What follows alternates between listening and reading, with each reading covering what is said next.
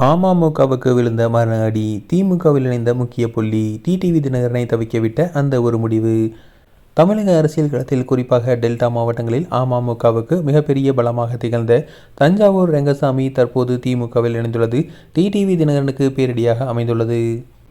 அமமுகவின் துணை பொதுச் செயலாளர் மற்றும் அக்கட்சியின் டெல்டா முகம் என அறியப்பட்ட இவர் டிடிவி தினகரனின் வலதுகரமாகவே செயல்பட்டு வந்தார்.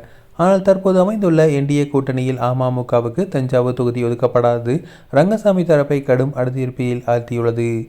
தனக்கு கிடைக்க வேண்டிய வாய்ப்பு தட்டி பறிக்கப்பட்டதால் ஆத்திரமடைந்த அவர் அதிரடியாக அக்கட்சியிலிருந்து விலகும் முடிவை எடுத்துள்ளார். முதலமைச்சர் மு.க.ஸ்டாலின் முன்னிலையில் இன்று தன்னை திமுகவில் ஐக்கியப்படுத்திக் கொண்ட ரங்கசாமியின் இந்த முடிவு வரும் தேர்தலில் டெல்டா பகுதியில் அமமுகவின் செல்வாக்கை சிதைக்கும் என கருதப்படுகிறது. கூட்டணியில் நமக்கு மதிப்பு இல்லையா என்ற கேள்வியோடு வெளியேறிய இவரை திமுக தலைமை சிவப்பு கம்பளம் விரித்து வரவேற்றுள்ளது.